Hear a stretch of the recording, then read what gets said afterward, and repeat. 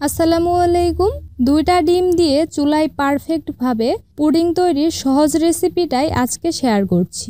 যাদের পুডিং বানাতে গেলে ঠিকভাবে জমে না, ভেঙে যায়, ডিমের বাজে গন্ধ আসে, তাদের জন্য পুরো ভিডিও জুড়ে অনেক দরকারি টিপস বলেছি। পুডিং তৈরির জন্য দুধের ঘনত্ব এবং ডিমের পরিমাণ হতে হবে একদম পারফেক্ট, যেটাতে আমরা অনেকেই ভুল করে থাকি। আশা করি পুরো ভিডিওটা মনোযোগ দিয়ে দেখে নিলে প্রথমবারেই পারফেক্টভাবে মজাদার পুডিং এখন থেকে আপনিও বানাতে পারবেন। তাহলে পুডিং বানাতে প্রথমে আমি দুধটুকু জাল করে নিব। এজন্য হাঁড়িতে দিয়ে দিচ্ছি 4 কাপ অর্থাৎ 1 লিটার পরিমাণ তরল দুধ। আমি এখানে গরুর তরল দুধ ব্যবহার করেছি।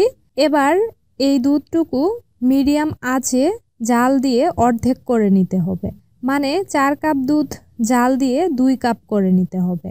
আপনি চাইলে কিন্তু এখানে তরল দুধের বদলে যদি গুঁড়া দুধ দিয়ে বানাতে চান, ওই ক্ষেত্রে 1 কাপ গুঁড়া দুধের মধ্যে 2 কাপ পানি মিশিয়ে কয়েক মিনিট জাল দিয়েও পুডিংটা বানাতে পারবেন।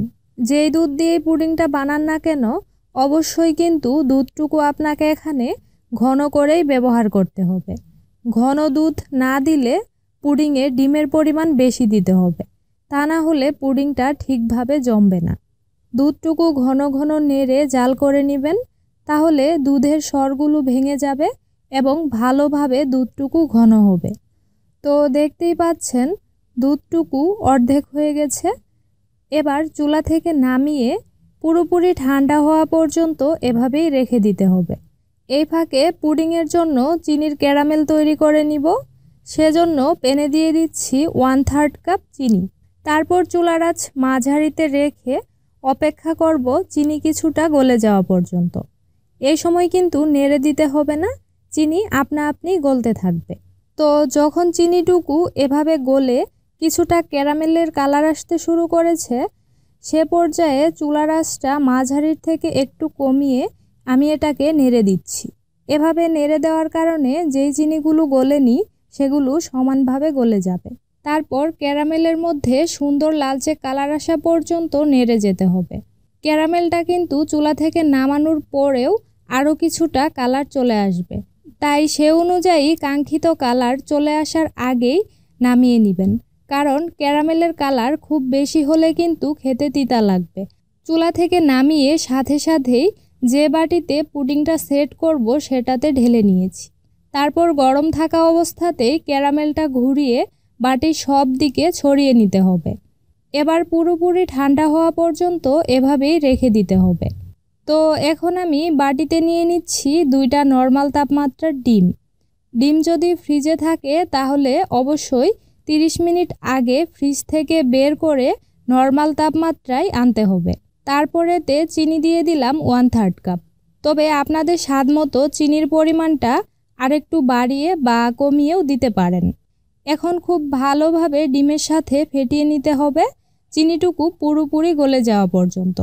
তো যখন চিনিটুকু ভালোভাবে গলে গেছে, তখন এতে দিয়ে দিচ্ছি একটু আগে জাল করে রাখা 2 কাপ ঘন দুধ। আর এই দুধটুকু কিন্তু এখন পুরোপুরি ঠান্ডা হয়ে গেছে।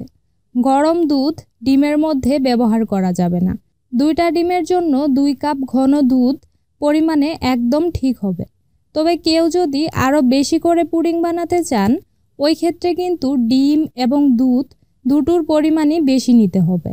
আচ্ছা, তারপরেতে দিয়ে দিচ্ছি 1 চা চামচ ভ্যানিলা এসেন্স। এটা দিলে পুডিংয়ের মধ্যে ডিমের যে বাজে গন্ধটা আসে সেটা আর হবে না। তবে ভ্যানিলা এসেন্সের বদলে চাইলে আপনি সামান্য এলাচের গুঁড়া অথবা 1 চা চামচের মতো লেবুর রস দিতে পারেন।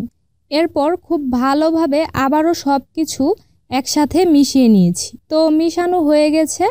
এদিকে দেখতেই পাচ্ছেন ক্যারামেলটা কিন্তু ঠান্ডা হয়ে একদম সেট হয়ে গেছে। এবারে পুডিংয়ের মিশ্রণটা এতে দিয়ে দিচ্ছি।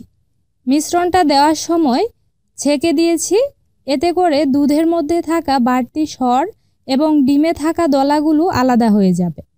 এভাবে ছেঁকে নেওয়ার কারণেই পুডিংটা খেতে হবে অনেক বেশি স্মুথ আর সফট।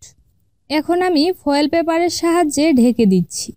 এতে করে পুডিংটা ভাপ দেওয়ার সময় ভাপের পানিটুকু পুডিংয়ে পড়বে না আপনি চাইলে বাটিটা যে কোনো ঢাকনার সাহায্যেও ঢেকে দিতে পারেন। এবার পুডিং ভাপে দেওয়ার জন্য হাঁড়িতে প্রথমেই একটা স্ট্যান্ড বসিয়ে নিচ্ছি। তারপর সাবধানে বাটিটা স্ট্যান্ডের উপরে বসিয়ে দিলাম। এখন এতে দিয়ে দিচ্ছি পানি।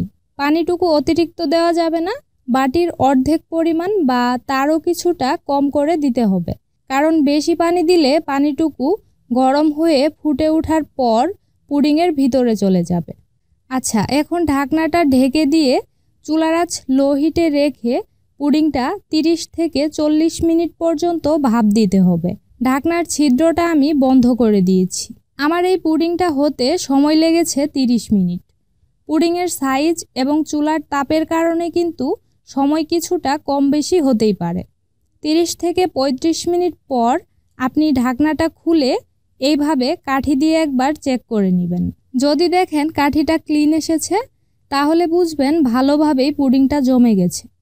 আর যদি কাঠি ক্লিন না আসে ওই ক্ষেত্রে আরও কিছুক্ষণ জাল করতে হবে। আমার পুডিংটা হয়ে গেছে। এখন চুলা থেকে নামিয়ে এভাবেই রেখে পুরোপুরি ঠান্ডা করে নিতে হবে। গরম অবস্থায় পুডিং বাটি থেকে আলাদা করতে গেলে কিন্তু ভেঙে যাবে। পুরোপুরি ঠান্ডা হওয়ার পর আমি পুডিংটা ফ্রিজের নরমালে রেখে দিব 3 ঘন্টার জন্য, তাহলে ভালোভাবে সেট হয়ে যাবে। পুডিং কিন্তু ডিপ ফ্রিজে রাখা যাবে না, নরমালেই রেখে ঠান্ডা করে নিতে হবে। 3 ঘন্টা পর ফ্রিজ থেকে বের করে এখন ছুরির সাহায্যে প্রথমে চারদিকটা ছাড়িয়ে নিয়েছি। তারপর বাটি থেকে পুডিংটা এইভাবে আলাদা করতে হবে। দেখতেই পাচ্ছেন পুডিংয়ের মধ্যে একদম পারফেক্ট কালার এসেছে আর খুব ভালোভাবেই জমেছে। এবার চলুন কেটে শেয়ার করি।